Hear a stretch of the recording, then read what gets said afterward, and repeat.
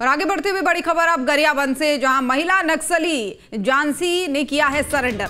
20 लाख से संगठन में सक्रिय, यानी 20 साल से, माफ कीजिएगा, 20 साल से संगठन में सक्रिय थी महिला और नक्सली नगरी एरिया कमेटी की सचिव भी थी झांसी। महिला नक्सली पर था 8 लाख का इनाम और अब इसने सरेंडर कर दिया है। 16 जनवरी को मुठभेड़ में इसका पति मारा गया था। सत्यम गावड़े इसके पति का नाम था और अब महिला ने भी सरेंडर कर दिया है।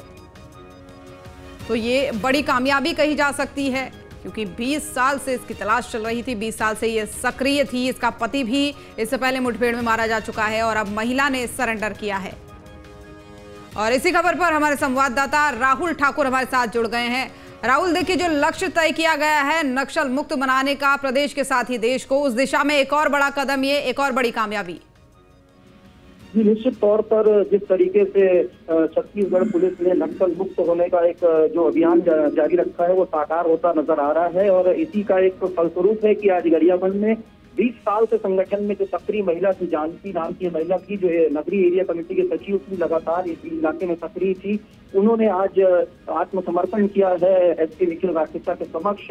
और कहीं ना कहीं ये नक्सल संगठन के लिए एक फिर से झटका लगने वाला ये वक्त है, क्योंकि कुछ दिन पहले ही अभी 10 नक्सलियों को सुरक्षा बल के जवानों ने मार गिराया था मटाल की पहाड़ी में, जिसमें 1 करोड़ रुपए की इनामी नक्सली था, 25 लाख का इनामी नक्सली था और उसके बाद एक बार फिर 8 लाख की इनामी नक्सली जो झांसी है उसने आत्मसमर्पण किया है। तो कहीं ना कहीं नक्सलियों के लिए एक बैकफुट में जाने वाली स्थिति है और पुलिस के लिए, सुरक्षा बलों के लिए एक बड़ी कामयाबी है। जी, और बैकफुट में जाने के साथ ही उन्हें यह भी समझ में आ गया है कि अब इसको बढ़ावा देने का, नक्सलवाद को बढ़ावा देने का कोई फायदा नहीं है, क्योंकि एक के बाद एक सरेंडर हो रहे हैं। बीते दिन भी जैसा कि आपने बात की, एक महिला ने सरेंडर किया, वो भी 1 करोड़ की इनामी थी और अब 20 लाख की इनामी का एक बार फिर से सरेंडर करना, ये वाकई में बड़ी कामयाबी है।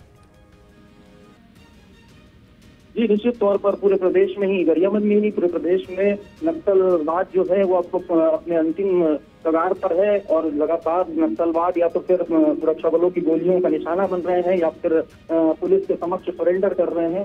तो जिस तरीके से जो सरकार का एक जो टारगेट है कि 31 मार्च तक नक्सलवाद 2026 तक खत्म करना है, वो कहीं ना कहीं अब इधर साकार होते नजर आ रहा है। लगातार नक्सली जो है वो बैकफुट पर नजर आ रहे हैं। सुरक्षा बलों के लिए एक बड़ी कामयाबी, हर दिन नई कामयाबी यहाँ पर नजर आ रही है। जी, और सबसे बड़ी बात तो राहुल ये भी है ना कि एक तरफ तो नक्सल मुक्त बनाने की बात कही गई है प्रदेश के साथ ही देश को 2026 तक, और दूसरी तरफ ये भी है कि जो अपने मन से ऐसे नक्सली जो आत्मसमर्पण करना चाहते हैं, इस जुर्म की राह से बाहर निकलना चाहते हैं, उनके लिए एक बड़ा सहयोग भी सरकार की तरफ से दिया जा रहा है।